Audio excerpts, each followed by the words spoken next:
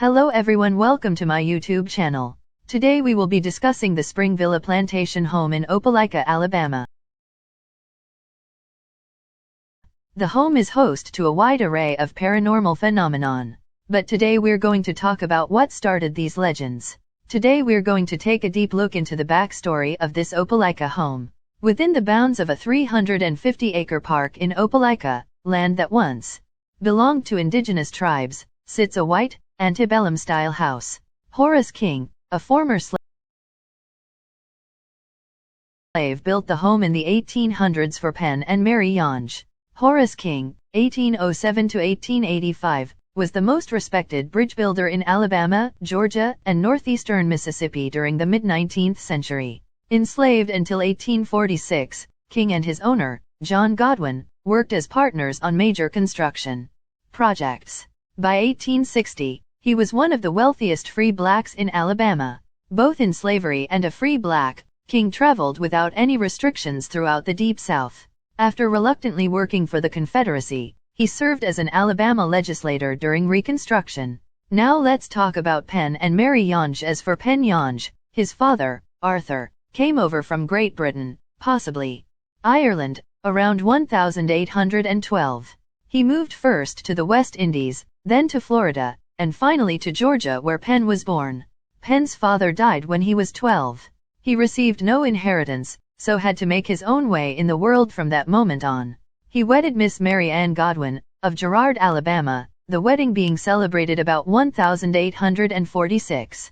Mr. Yonge was living at Girard at that time, being engaged in merchandising there. In 1849 he went to California, spending 18 months in that state, during which time he traveled extensively over the gold fields and was reasonably successful in his search for the precious metal. In 1851 he returned to Alabama with the intention of going again to California, but while in Columbus, Georgia, he was shown a piece of raw limestone.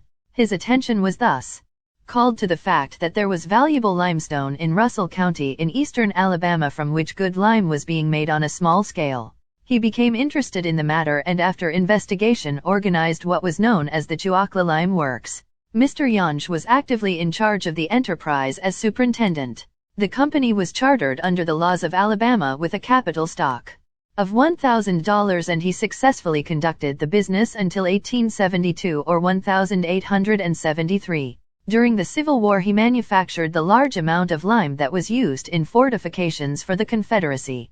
Now that you have some backstory, let's get to the nitty-gritty. Penn Yonge had many slaves and worked them very hard.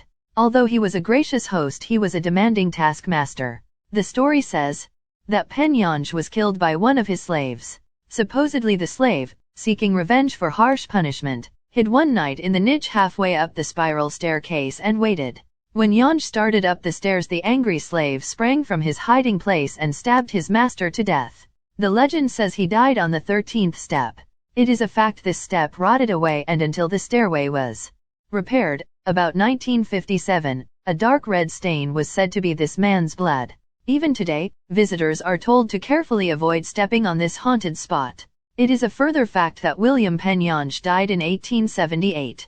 His grave, along with his son, Joseph's, is located on a hillside some 100 yards from the current lodge. Beautifully marked with a marble headstone, the wording is simple: Yonge W. Penn c. 1823 to 1878. Joseph, 1860 to 1880. There have been numerous paranormal sightings. I even have an account of one Reddit user by the name of Dirt Cobain 66. He said the most talked about one is the old Spring Villa haunted mansion. It's in a park right on the outskirts of Opelika as you get into Beauregard. It's pretty cool, but the real spooks? They're right across the road. There's a hiking path through the woods where there's like a little historic marker straight up ahead up a little hill where Penn Yonge, the guy who owned the old mansion's grave, is marked. But that whole stretch of woods has a weird energy about it. The hiking trail goes on for a while back through there, and I've had some odd experiences back there poking around. Mine and my sister's phones randomly lost all their battery within a few minutes of each other once. And I've heard weird whistling sounds from back deeper off of the path, but upon investigating we couldn't find the source, but that definitely could have just been some kinda animal. There's also a old abandoned Boy Scout camp thing back there that's a little spooky.